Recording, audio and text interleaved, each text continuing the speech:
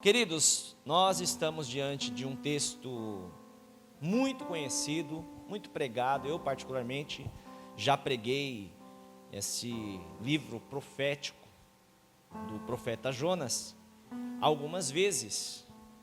E esse é um ponto muito específico, que na verdade, na grande maioria das pregações, caracteriza o profeta de Deus. Jonas é conhecido como o profeta fujão, aquele que Deus manda ir para um lugar e ele vai para outro, aquele que Deus dá uma direção para um lado e ele simplesmente decide ir para o outro lado. Essa palavra ela é muito conveniente para esta noite, porque o Espírito Santo vem me fazer seguir uma linha de pregação ou de pensamentos, falando a respeito do temor ao Senhor, de andar na presença do Senhor, de temer, de se entregar ao Senhor. Nós falamos aqui a semana passada sobre Caim, que matou seu irmão Abel, e algo que me chamou muita atenção para o culto dessa noite, foi quando Caim, tomado de grande sentimento de culpa, decide, achando que seria o melhor para ele, se afastar da presença do Senhor e andar como um errante na terra. Quando a gente olha para a história de Caim, a gente vê algo comum. A gente vê alguém que não suportou a culpa de ter ferido de morte o seu próprio irmão. Nós que temos irmãos, familiares, pessoas de laços profundos de sangue, sabemos que apesar de numa família não ser perfeita, e nós temos crises, conflitos, temos problemas familiares, alguns inclusive ficam dias, semanas, meses e até anos sem conversar com um irmão, com alguém que um dia foi muito querido, que tem o seu próprio sangue.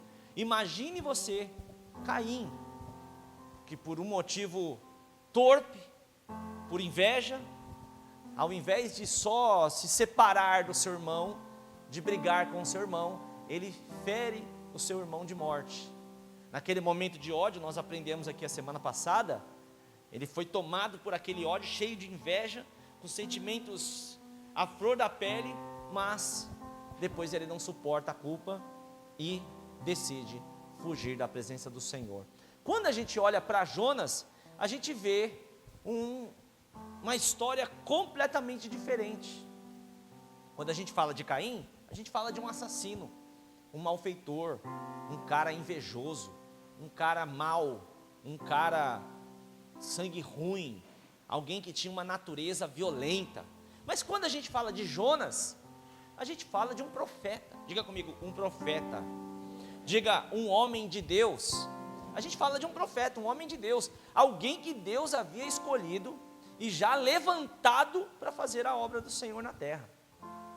Mas um determinado dia Deus dá uma ordem ao profeta, e o profeta, um homem de Deus, cheio do Espírito Santo do Senhor, decide fazer a mesma coisa.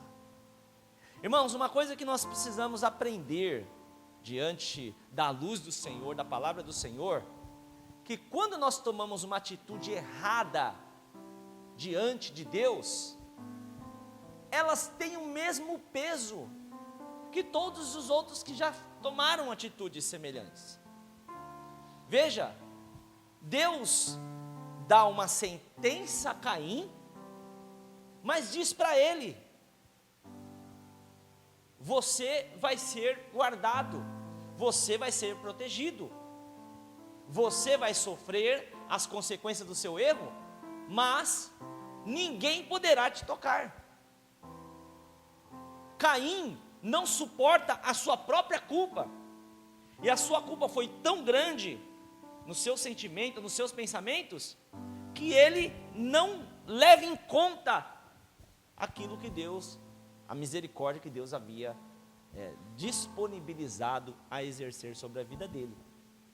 Jonas estava na presença de Deus, não tinha um motivo aparente, mas ele também, assim como Caim, toma a mesma atitude. Quando Deus manda ir para o norte, ele decide ir para o sul.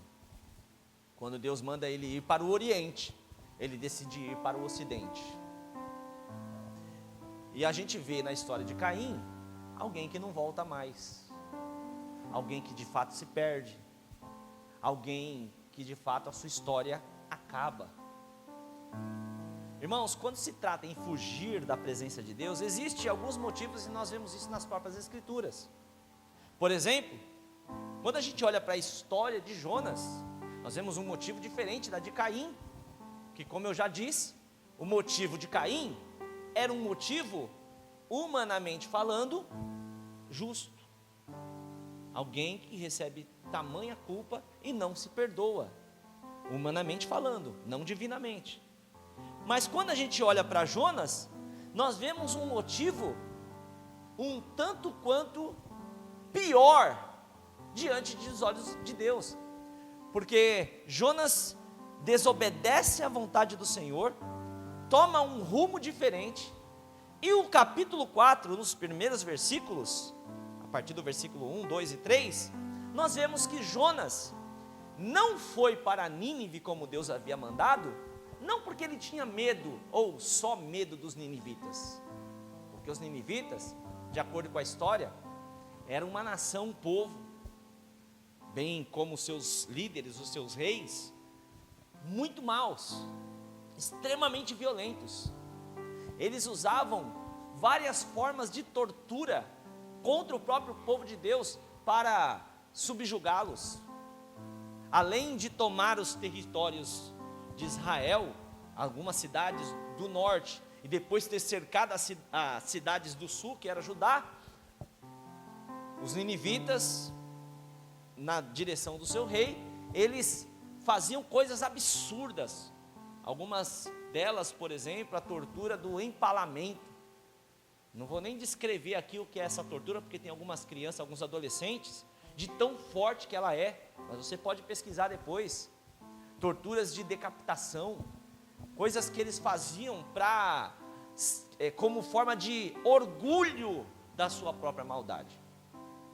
Então, quando Jonas decide não ouvir a voz de Deus, não ouvir a direção de Deus, e decide fugir da presença de Deus, tomando o seu próprio caminho, Jonas está agindo com uma justiça própria, não com sentimento, não com medo, mas com uma justiça própria, porque lá nos primeiros versículos do capítulo 4, ele diz que ele fica aborrecido porque ele sabia que Deus era misericordioso e poderia ter compaixão daquele povo. Interessante que essa palavra, ela se encaixa muito bem. Eu já havia preparado essa mensagem já há alguns dias, e nos dias subsequentes, em que Deus me dera essa palavra, acontece o que está acontecendo lá no Oriente Médio, na região ali da Síria, mais propriamente dito a Síria, sendo atacada ali, inclusive justamente pelas forças do exército americano, de Israel. Eu falo justamente porque é um ataque para evitar um mal maior no futuro, porque eles têm de fato o propósito de destruir a nação de Israel, de destruir a nação americana.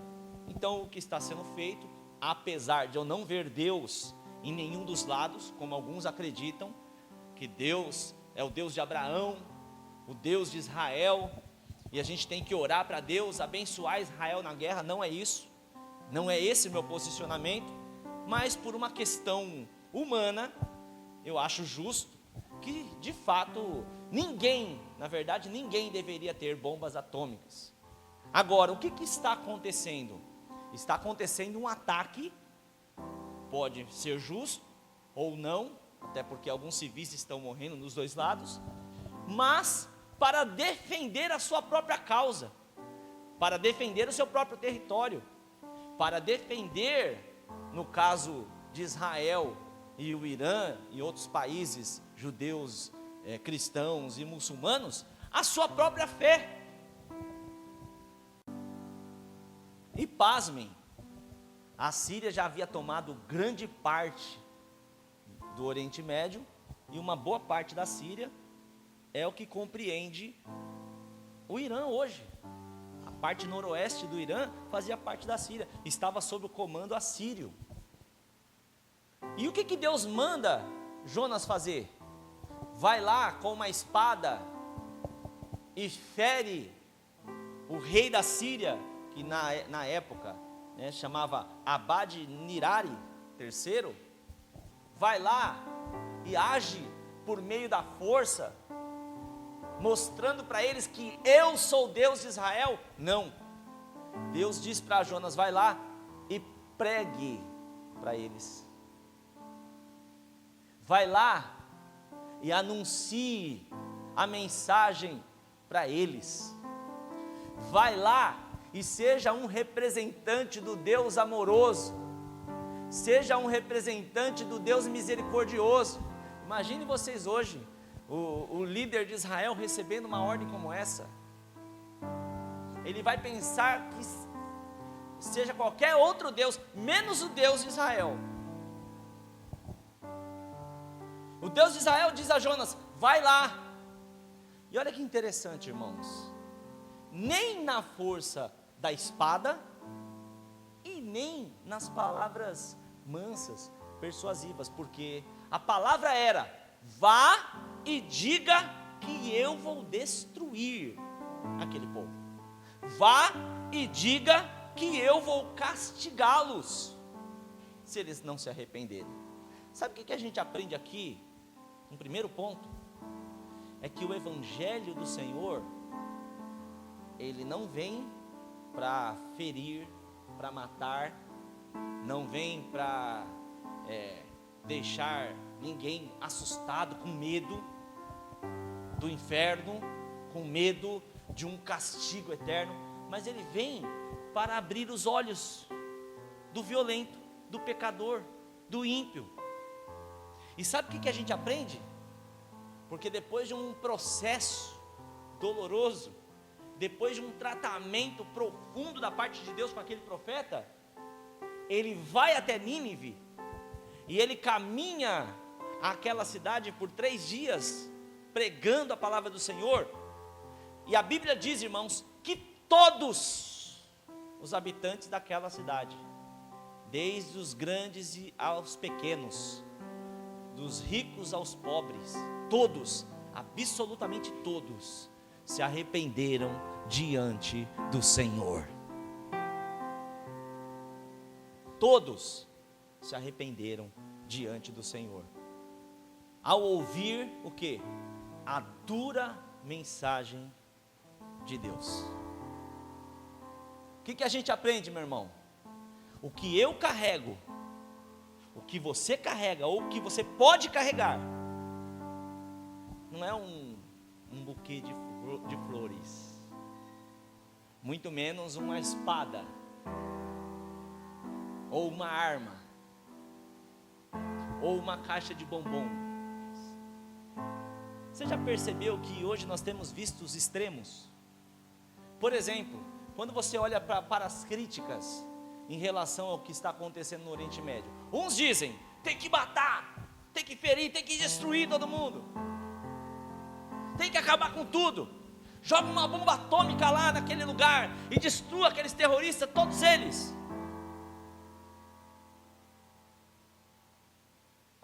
Está errado.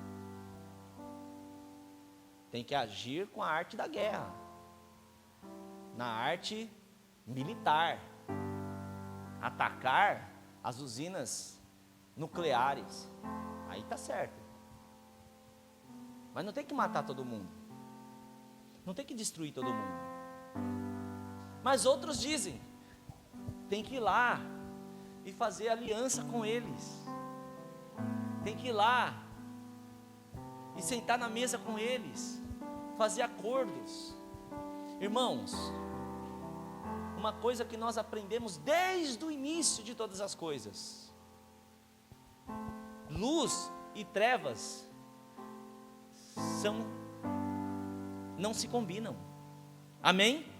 Luz e trevas são separadas. Ou você é trevas, ou você é luz. Ou você segue a direção de Deus para brilhar, ou você foge para se perder. O que acontece com Jonas? Olha que interessante. Ele vai a caminho da Espanha, muito provavelmente tentando enganar a si mesmo, movido pelo seu ego, pela força do seu conhecimento, movido pela força do seu ministério, pela força do seu chamado. Não, vou para a Espanha, vou fazer a obra de Deus lá. Interessante que o apóstolo Paulo também tinha o mesmo propósito, o mesmo projeto. Vou à Espanha. E a gente analisa a história do apóstolo Paulo e não chegamos a uma conclusão se verdadeiramente ele chegou à Espanha. Porque nós vemos que ele chega em Roma e depois de um tempo ele é executado em Roma.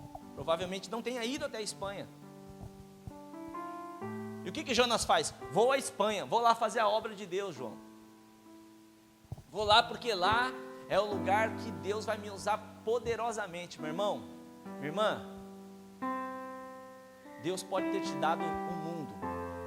Deus pode ter feito grandes coisas por você. Deus pode ter te chamado de um lugar terrível. Deus pode ter feito milagres extraordinários na sua vida. Agora preste atenção. O seguir a direção de Deus aqui não significa só uma geografia diferente. O seguir a direção de Deus aqui não significa só exercer um ministério específico. Não significa atuar como um artista, ou como um pregador, como um cantor, ou como um empreendedor no reino. Não, você pode ser qualquer uma dessas coisas. Eu acredito que Deus especifica pessoas, Deus escolhe pessoas com propósitos específicos. Eu acredito nisso. E quando isso acontece também, eu preciso estar exatamente onde Deus me chamou para estar, amém? Agora, muito mais do que fazer o que eu sei fazer, muito mais do que ir aonde eu quero ir, muito mais do que realizar aquilo que eu sempre sonhei em Deus e que Deus já falou que eu viverei, muito mais do que tudo isso. Existe um plano. Diga comigo, existe um plano. Diga mais uma vez, existe um plano. Diga mais uma vez, existe um plano. Meu irmão, aprenda isso nessa noite. Existe um plano de Deus. E você pode fazer parte disso. Existe um plano de Deus. Hoje, como a Priscila bem disse aqui, o mundo está de mal a pior. A cada momento nós vemos notícias novas. A cada momento nós vemos coisas assustadoras na TV, nos canais de comunicação. Mas passe o que passar, aconteça o que acontecer, venha o que vier, os propósitos de Deus não serão frustrados. Esse plano se canaliza a uma promessa que diz: todo joelho se dobrará e toda língua confessará que Jesus Cristo é o Senhor, meu irmão. Enquanto nós estamos vendo nas notícias o Irã, chamado o país teocrático, sendo governado por terroristas, homens que acreditam estar servindo a Deus, homens que acreditam estar crendo em um Deus, em um único Deus, e não só os países muçulmanos, mas os países cristãos. Os países de todas as religiões. Nós precisamos olhar para todas essas coisas, meu irmão, e perceber, será que o plano de Deus, será que eu estou fazendo parte desse plano de Deus para a humanidade? Qual tem sido o alvo da minha oração? Qual tem sido o alvo do meu trabalho? Qual tem sido o alvo da minha viagem? Qual tem sido o alvo da minha pregação? Qual tem sido o alvo do meu propósito? O que eu tenho feito? Para quem eu estou fazendo? Por que eu estou fazendo? Eu me lembro, em 2 ocasiões. Uma, eu estava fora de Peruíbe e queria vir para cá. E naquele dia eu acordei convicto: vou embora para Peruíbe, lá é o meu lugar, lá é o lugar que Deus vai fazer coisas extraordinárias na minha vida. E num dia eu acordei, eu orei, eu consagrei o meu dia ao Senhor, consagrei a minha decisão ao Senhor, já estava pronto para tomar a decisão, e Deus me leva no centro da cidade, no meio da Praça da Sé, usa um profeta lá para dizer assim: Deus manda dizer, você vai, mas não agora, não é hora. Você vai, mas não é o tempo. Naquele momento, meu irmão, eu me frustrei, me entristeci, me chateei. Por quê? Porque eu estava convicto do que eu queria fazer, eu estava convicto do que eu esperava fazer. E sabe quanto tempo mais demorou para que eu viesse para Peruíbe? 2 anos e meio. E nesses 2 anos e meio, aconteceram coisas extraordinárias em São Paulo. Deus fez coisas maravilhosas na minha vida lá, nesses 2 anos e meio.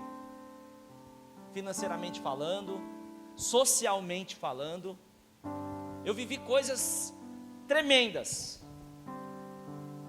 E depois de 2 anos e meio, aí Deus diz: agora você vai.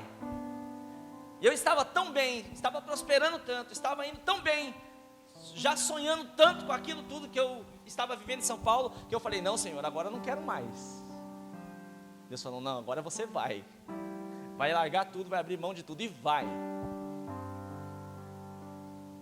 E numa outra ocasião, alguns anos depois, eu falei: Senhor, eu quero ir embora de Peruíbe. E no começo parecia que estava tudo certo, já estava vendo casa para alugar em outra cidade, já estava me preparando, tudo nos conformes. E quando eu já estava lá, fiz até festa de despedida, né, pastor Manuel? A igreja fez até festa de despedida, fez até um churrasco de despedida. E quando eu estava lá no terreno, no novo território, achando que lá seria a minha Tarsis, Deus disse para mim: volta para da onde você veio. E diferentemente de quando eu estava em São Paulo, que Ele me manda esperar para vir a Peruíbe, quando eu quero sair de Peruíbe, Ele fala: volta para Peruíbe, porque você vai morrer lá. Se eu quiser, você vai morrer lá. Falei: amém, Senhor. Isso já se faz muito tempo. Sabe o que a gente aprende, meu irmão? Que quando a gente obedece. Sabe o que a gente aprende? Que quando a gente ouve a voz, quando a gente faz a vontade de Deus, as coisas fluem, as coisas prosperam. E não é a prosperidade que a gente deseja ver, mas a prosperidade que vem do Senhor. O que Jonas queria? Ele queria que os ninivitas fossem destruídos. Ele queria que os ninivitas pagassem pelo todo o mal que eles fizeram. E eles pagaram de fato. Mas Deus queria dar uma chance àquele povo e mostrar àquele povo que o Deus de Israel não é o Deus que está sendo pregado nos dias de hoje. Que por meio de uma guerra diz que Deus assume um lado. Não. que o Deus de Israel, apesar de ser santo, apesar de ser justo, apesar de ser o Todo-Poderoso, apesar de ser perfeito, Ele é também misericordioso, Ele é amoroso, Ele perdoa o pecador, Ele perdoa o ímpio, o violento. E o que nós aprendemos, queridos? O que nós aprendemos com essa história? Nós aprendemos que quando nós nos alinhamos ao coração de Deus, quando nós olhamos para Jesus, quando nós olhamos para o Senhor, ainda que a gente não compreenda e nem aceite, o dia que Deus mandou ficar em São Paulo, eu não aceitei, mas obedeci.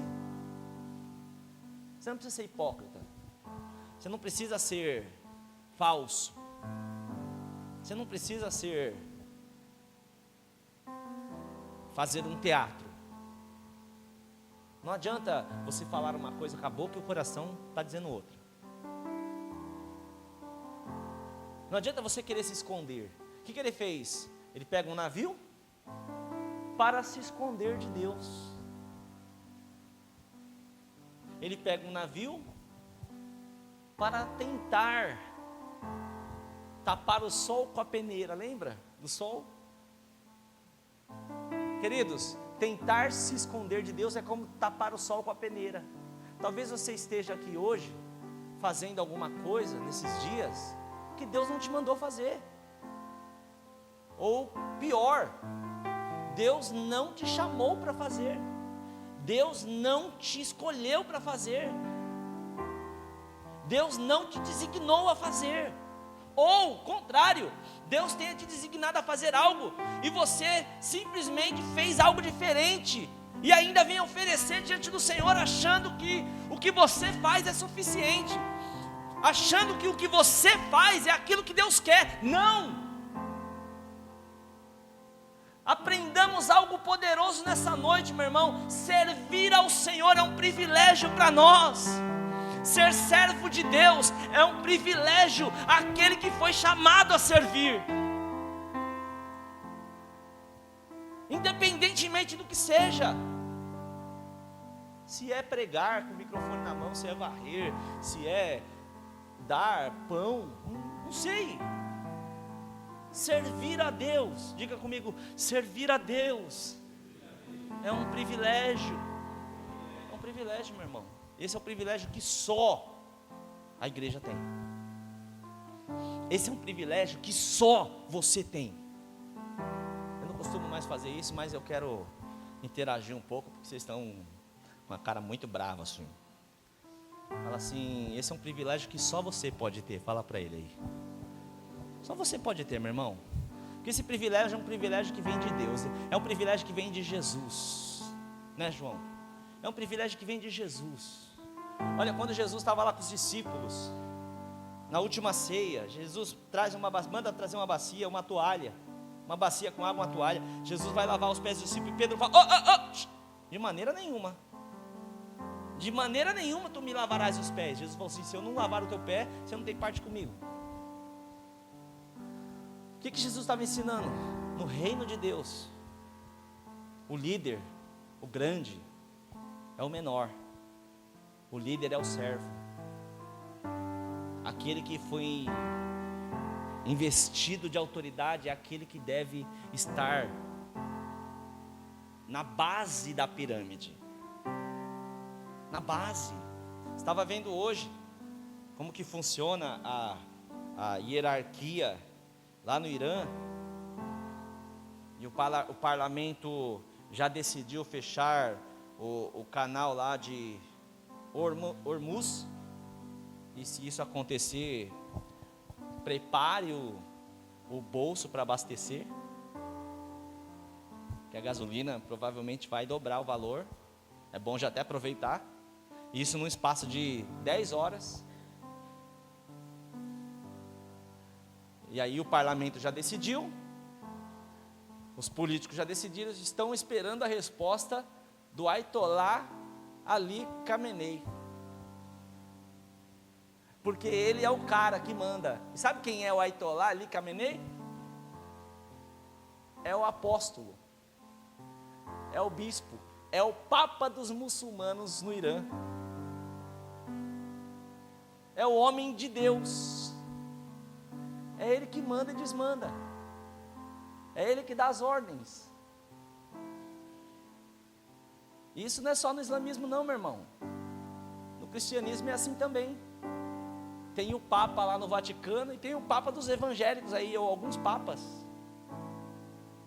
que está falando em nome de Deus, falando em nome da igreja toda, andando com seguranças armados, cercados, nos seus carros com custos milionários, nas suas casas de milhões, sendo servido por todos. Mas o que a gente vê no Evangelho não é isso. A gente vê Deus, o Rei da Glória, o Senhor, o Todo-Poderoso, descendo do céu, se fazendo pobre, se fazendo um servo. Que nós temos motivos para decidir o que nós queremos fazer. Será que nós temos motivos para decidir para onde nós temos que ir? Não. Quando nós fomos chamados pela primeira vez à salvação, Ele diz: vem a mim, você que está cansado, oprimido, sobrecarregado, eu te aliviarei. Tome sobre você o meu jugo que é suave, meu fardo que é leve. Amém? Eu vou te aliviar, eu vou tirar a pressão, eu vou curar a depressão. E quem éramos nós, irmãos? Quem éramos nós? Nós éramos os ninivitas, as Marias Madalenas. Quem éramos nós? Os Caíns, que apesar de todos nós, talvez aqui, nunca termos derramado sangue com uma arma, já fizemos muito mal às pessoas ao nosso redor e a nós mesmos. Quem éramos nós? E Ele enviou os seus profetas, os seus discípulos, para falar desse amor, amém? Para nos alcançar. E por que hoje nós estamos indo na direção da gente? Por que hoje nós estamos indo na direção do mundo? Por que hoje nós estamos indo na direção da lógica, na direção da justiça própria, humana? Por quê? Sabe qual é o fim disso?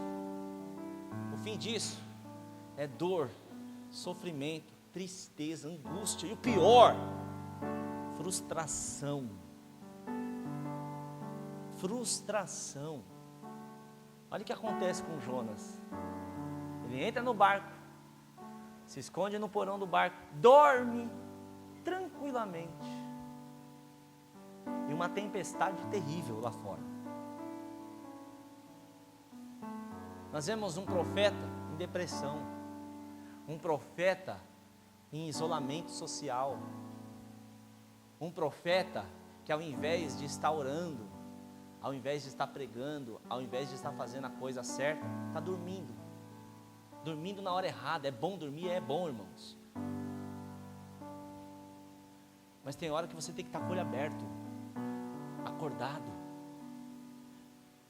porque a hora que o noivo chegar, aqueles que estiverem dormindo com as suas lâmpadas apagadas, não vai dar tempo de correr e encher a sua lâmpada de azeite, não vai dar tempo. Amém? O noivo está chegando, o noivo está às portas, já é quase meia-noite, meu irmão. É tempo da igreja se levantar, é tempo da igreja marchar, é tempo da igreja olhar de novo. E o pior é que ele sabia que era com ele o problema. Às vezes a gente quer transferir para outrem. Diga comigo, o problema sou eu. Ele sabia. Todo mundo, cada um começou a fazer ali a sua macumba, seu trabalhinho, invocar o seu Deus. E aí viram que tinha um camarada dormindo lá, falou: olha, você sabe o que está acontecendo? Ele falou: eu sei o que está acontecendo. Eu sei o que está acontecendo. Não é o diabo, não. Não é o diabo que está furioso, não. Não é inimigo, não, irmão. Nem tudo é o inimigo, viu? Tem coisas que é a nossa falta de fé. Tem coisas que é a nossa imprudência. Tem situações que a gente passa porque nós somos tolos. Tem coisas que a gente passa porque nós somos teimosos. Nós somos, como Deus falava acerca do povo de Israel, duro a servir. Sabe quando você está com torcicolo e você não consegue olhar nem para um lado nem para o outro assim? Minha esposa estava assim esse dia, coitada. Estava, amor. E tem dia que a gente está assim, duro a serviço. Deus está falando: olha para a direita, a gente está aqui, ó.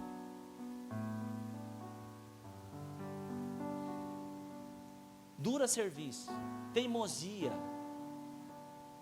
E Jonas sabia que o problema era ele. Ele diz: olha, eu sei, o problema sou eu. Eu desobedeci o meu Deus.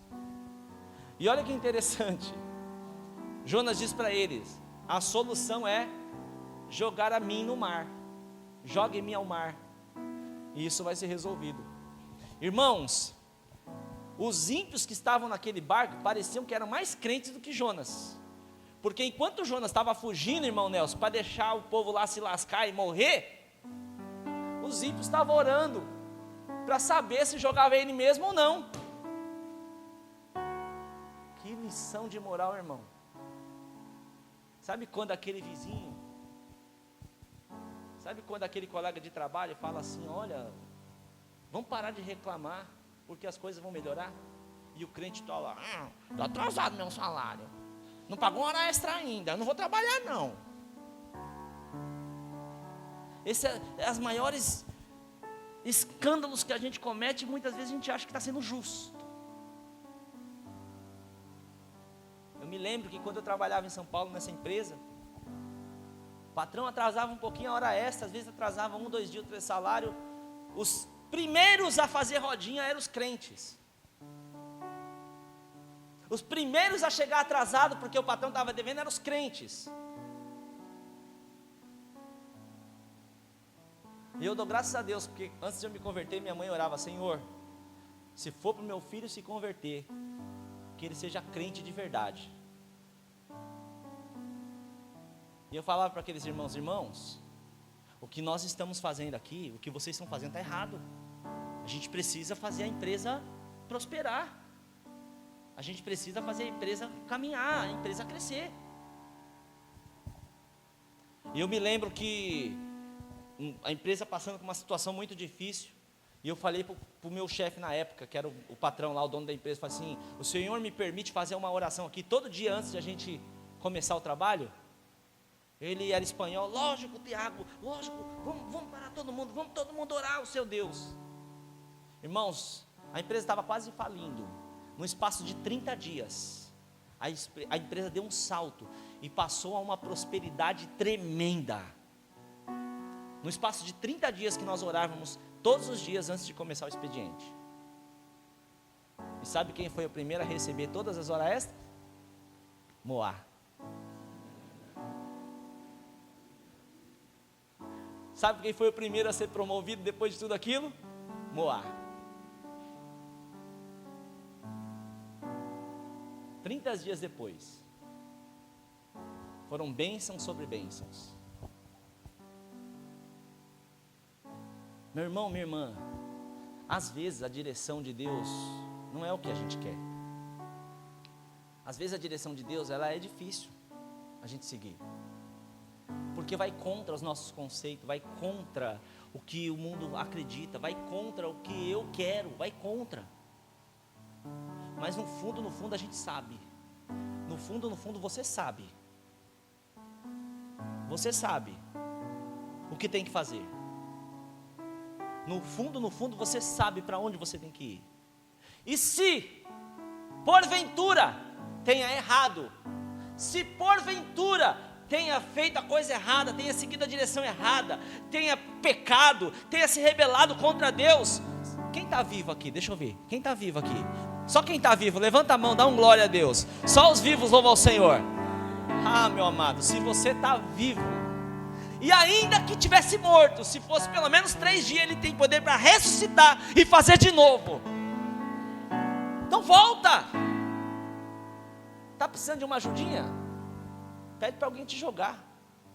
Pede um empurrão. Você está sem coragem? Não tem problema. Tem gente que pode te ajudar. Mas não pense que a ajuda do Senhor vai vir com um buquezinho de rosa, caixinha de chocolate, não. Pode ser que venha seja um chicote. Pode ser que seja algo que custe.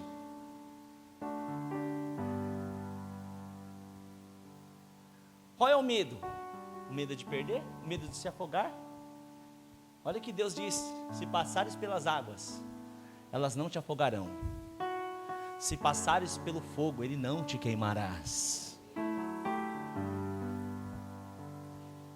É muito ruim a gente quando a gente erra, é muito ruim quando a gente peca. É verdade ou não é, gente? Dá uma angústia, uma tristeza. Eu acredito que existem pessoas que por traumas, grandes frustrações e até predisposições fisiológicas, hereditárias, questões familiares, são mais propensas a ter problemas depressivos, de depressão. Eu acredito nisso. Mas eu posso afirmar para você, e eu digo por experiência pessoal própria, eu digo por experiência própria, porque eu, que vos falo, precisei ir a um profissional, precisei tomar um antidepressivo, ao longo de mais de ano, eu precisei, porque isso afetou a minha vida física, a minha vida social. Então eu precisei. E isso foi muito bom para mim. Eu estava até falando aqui, né? Nós estávamos conversando no ensaio do louvor. Eu acredito na ciência. Eu acredito que quando alguém fica doente, se necessário for, toma um remédio e ela é curada, é melhorada. Eu acredito nisso. Tem até nossa irmã ali que é enfermeira, Camila. Ela sabe muito bem disso. Vê isso todos os dias.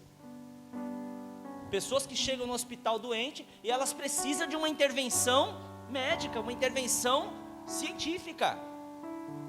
Agora preste atenção no que eu vou lhe dizer. Boa parte dos nossos transtornos depressivos, ansiosos, mentais, sentimentais,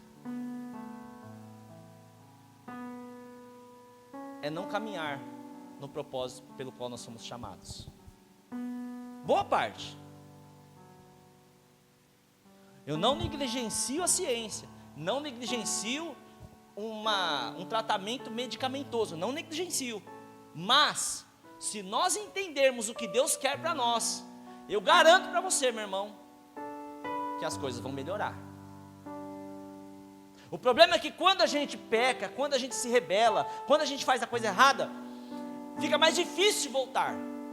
E às vezes a gente precisa desse empurrão. E Deus usa pessoas para nos dar esse empurrão. E o que a gente tem que fazer? Ser humilde nessas horas. Porque o erro foi nosso. A culpa de fato é nossa, irmãos. E apesar de Deus nos perdoar, apesar de Deus sempre nos dar a oportunidade de recomeçar, existem situações que nós precisamos passar para aprender a valorizar. E aí ele é jogado no mar, ele começa a afundar, beber água salgada e vai morrer. Numa tempestade, quem é que sobrevive? Pode ser o nadador, o pescador mais experiente, meu irmão. Numa tempestade morre. Eu já peguei tempestade com esse camarada aqui, ó, Capitão Gringo. Inclusive vi uma baleia essa semana, né, Capitão Gringo? Rafael, viu uma baleia aqui em Peruíbe, irmãos. Tem um vídeo lá no YouTube dele. todo feliz, todo emocionado, quase chorando. Ai, meu Deus, estou vendo a baleia! A baleia, gente! Falei, Rafa, olha, não posta isso na rede social, não. Entrega lá para a tribuna que vai sair. Pensa num bicho bonito, grande, uma baleia mesmo.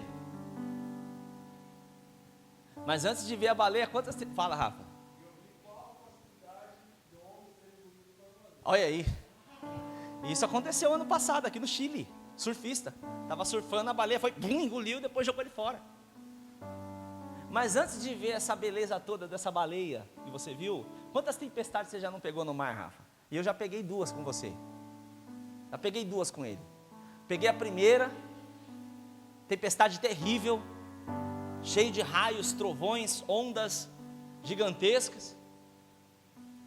Aí a outra vez que eu fui para o mar, meses ou até anos depois, peguei outra tempestade e falei, Deus não me quer no mar.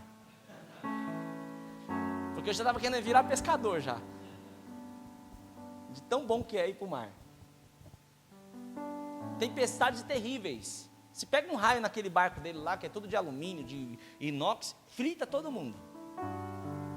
Se bate uma onda maior, vira, morre todo mundo afogado. E ele viu uma baleia. O Jonas estava lá, ia morrer afogado. Não tem saída, irmão. No meio de uma tempestade, existem tempestades na nossa vida, não é verdade? Parece que não tem saída, agora acabou, agora é o fim.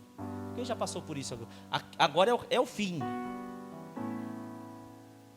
Talvez o ano passado, o ano retrasado, há 5 anos atrás, há 10 anos atrás, teve um momento que você falou assim, é o fim.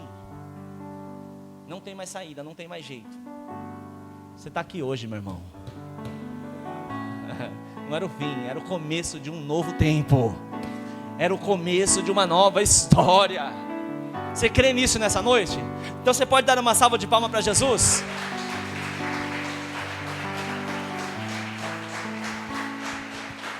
E sabe qual foi a grande bênção na vida do profeta de dura cerviz, do profeta teimoso? A grande bênção para ele foi a baleia, foi o grande peixe ter engolido ele. Lógico que ali não estava nada agradável, muito provavelmente apertado, mas foi o lugar onde Deus escondeu ele, para tratar e para ele sobreviver, porque ele ia morrer no mar, e Deus envia uma baleia, um peixe grande. Jesus depois fala que é uma baleia, e ele fica quantos dias? 3 dias e 3 noites lá dentro. Um dia os fariseus pediram um sinal para Jesus, dizendo, Senhor, dai-nos um sinal para a gente poder crer que você é de Deus. Ele disse assim, olha, eu não dou outro sinal a você, a não ser o sinal de Jonas, que esteve 3 dias e 3 noites na baleia, no ventre da baleia. Às vezes a gente fica pedindo sinal, Deus me dá um sinal, me mostra algo, usa um profeta, fala comigo de uma forma sobrenatural, meu irmão. A cruz é o suficiente. Amém? Quando ele te chamou, vem a mim, você que está cansado, oprimido. Se você viu a luz, se você compreendeu a graça, você compreendeu a graça? Você compreendeu o amor de Deus, a salvação, o perdão, a misericórdia? Você compreendeu isso? Você quer mais o quê? O que a gente está vendo hoje? A era das profetadas. Aparece um profeta na internet, vai todo mundo atrás dele, paga 10 mil para o cara vir pregar, para Deus falar com a igreja. Charlatanismo puro, enganando milhares de pessoas. Por quê? Porque não creem na cruz, porque não creem em Jesus, não creem.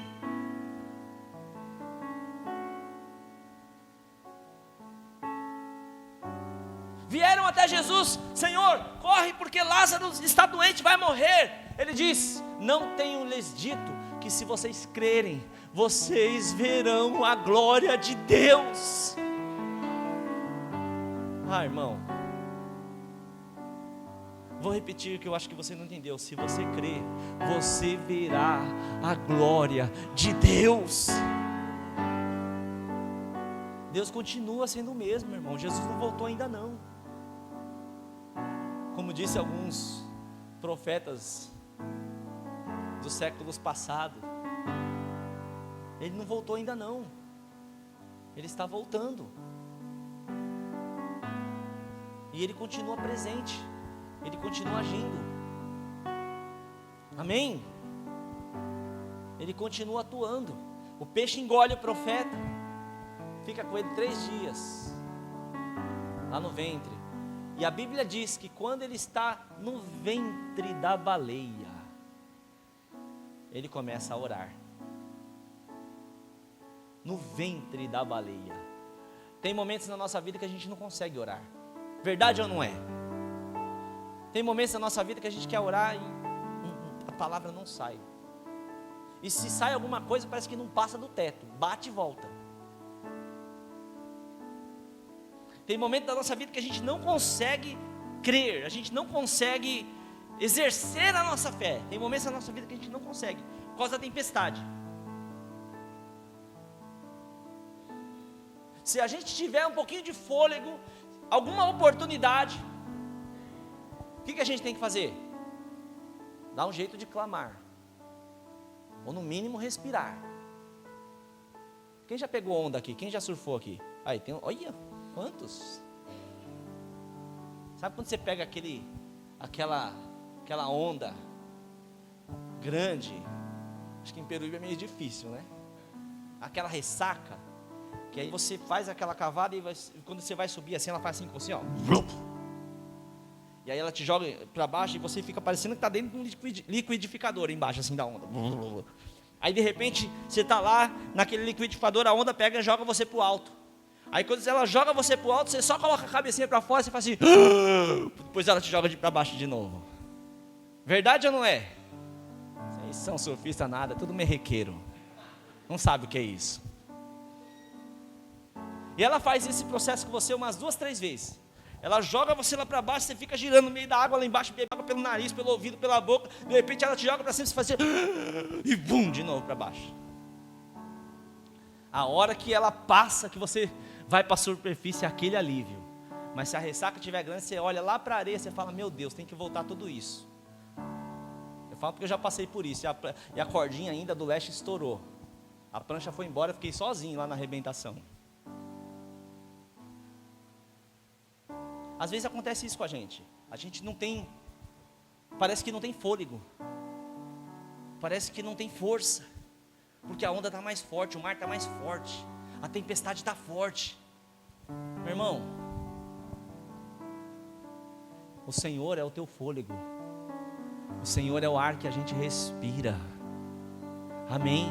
E se for preciso enviar um peixe, Ele vai enviar um peixe. E aprenda uma coisa, na hora que der para orar, na hora que você entender que você pode clamar, que você pode se derramar na presença de Deus, olha, não tem como Deus não te responder. Deus vai te responder, amém? E se Deus responder, meu irmão, pare. Às vezes sabe o que acontece? Está sendo muito blá blá blá, muitas palavras lançadas ao vento, orações repetitivas. Isso o Senhor repudia. Nós temos que ter atitude. Diga comigo, atitude. Diga mais uma vez, atitude. Depois que a baleia vai até a superfície, joga Jonas para fora, Deus fala, agora vai para Nínive. Vai para Nínive, caminha em Nínive, prega em Nínive. E eu fico imaginando, irmãos, o profeta, o homem de Deus em Nínive, pregando, não querendo que ninguém seja salvo, pregando na força do ódio, Valtinho. Seus desgraçados, o Deus de Israel vai destruir vocês, vocês não valem nada, seus miseráveis, vocês vão morrer, Deus vai destruir vocês, Deus vai acabar com vocês. E os caras tudo, vamos jejuar, vamos se converter, vamos se arrepender. Sabe o que a gente aprende com isso? O poder de Deus não depende de profeta. O poder de Deus não depende de como você faz. O poder de Deus se manifesta pela sua palavra. A palavra que Ele envia, através de você ou não, ela não volta vazia. Não volta, meu irmão. Não volta vazia. Agora é lógico, não sejamos tão emocionados como Jonas. Aprendamos a lição. Não tem nada melhor, meu irmão, do que compreender o coração de Jesus, a pessoa de Jesus. Como eu falei aqui, não é um mar de rosas, não é uma vida fácil.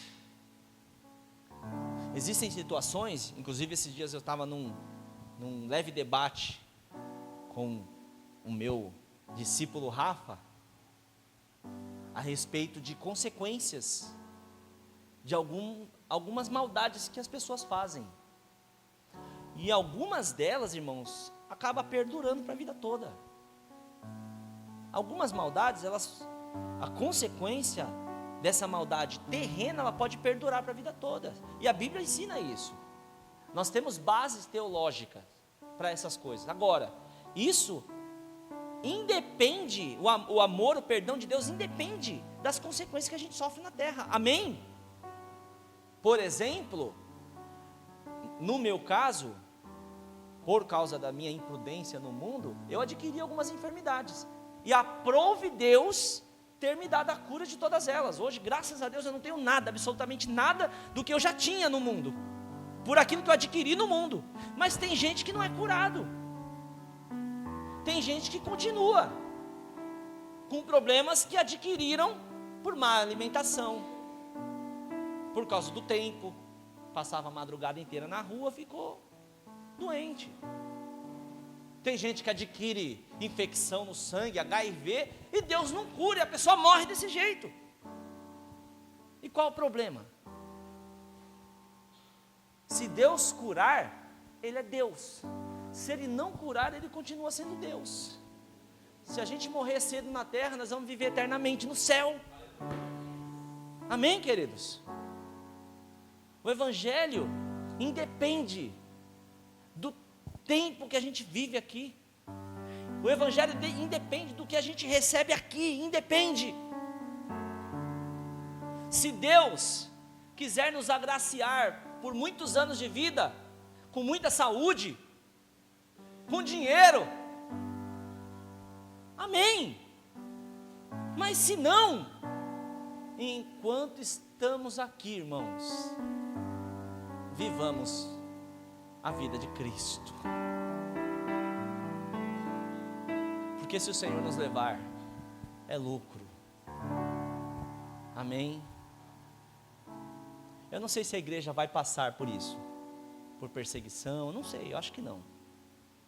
Pelo andar da carruagem, eu acho que a igreja não vai passar por perseguições como já passou no início da história, pelo menos no sentido geral. Em alguns lugares sim, até porque já passa. Mas a igreja brasileira, eu acho bem difícil. Mas, meus irmãos, o grande problema é que nós, muito provavelmente, estamos tão acostumados com a direção errada, estamos tão acostumados com o mal, estamos tão acostumados com a desobediência, estamos tão acostumados com os males dessa terra, que para nós não faz diferença. Eu creio que chegou um tempo de viver algo novo da parte de Deus. Amém? Chegou um tempo de olhar diferente, porque os olhos de Deus, Ele nos contempla de forma plena, de forma perfeita. Deus nos conhece muito mais do que nós mesmos. Deus conhece o nosso levantar, nosso deitar. Deus conhece o nosso pensar, o nosso falar. Deus, antes que a palavra, o salmista Davi, 139, que tentou fugir de Deus também por causa do pecado, do adultério. Salmo 39 ele diz: antes que a palavra venha à minha boca,